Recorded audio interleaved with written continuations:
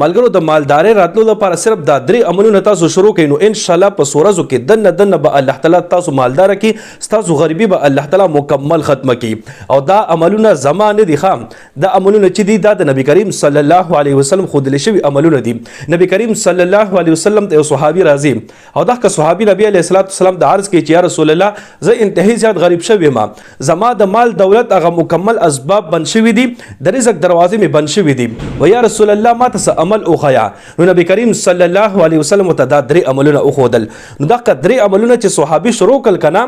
نو دا که صحابي الله تعالی د دې عملونو په برکت سره مالدار کو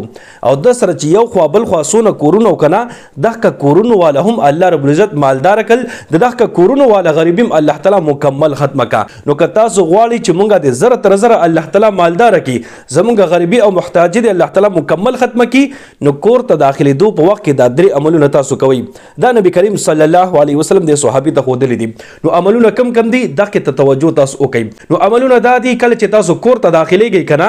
نو ټول نه اول نمبر په کور والو باندې سلام اچوي السلام علیکم ورته تاسو وایي که څوک موجود وي بیا هم په سلام اچوي او که څوک نه وي موجود کنه بیا هم په سلام اچوي صحیح شو یو عمل دا شو سلام اچول دویم نمبر بیا به تاسو په نبی کریم صلی الله علیه وسلم باندې درود شریف وایي د منځ والا درود شریف کوم درود شریف چې تاسو په مانځه کې وایي کنه دا درود شریف په بیا تاسو صرف یو پیرا وایي صحیح شو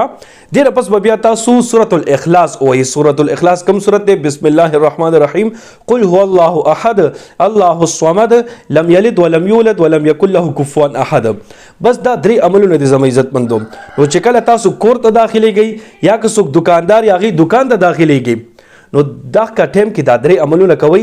په خلکو باندې سلام اچوي که څوک نو بیا بس سلام هم په خپل واچوي او وعلیکم السلام هم بزن ته په خپل وایي او بس دینه پس په یو پیر درود شریف وای اللهم صل به یو پیر وای او یو پیر بیا کول هو الله احد سورت وای تاسو نو چې دا تاسو هر ټیم هر ورځ دا عمل کوي کنه په سورزو کې دنه به الله رب العزت تاسو مالدار کی تاسو غریبی تاسو محتاجی فقر فاقه به الله رب العزت مکمل تاسو ختم کی او د رزق د پاره به الله رب العزت تاسو د پاره داسې زین اسباب مقرر کی چې هغه زین تاسو وهم او ګمان هم نوي نو څنګه چې دا صحابي الله تعالی مالدار کړو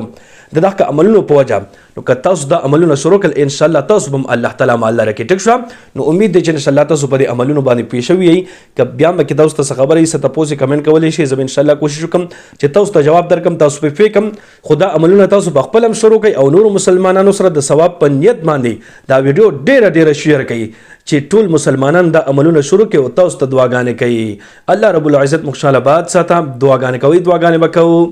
الله پامان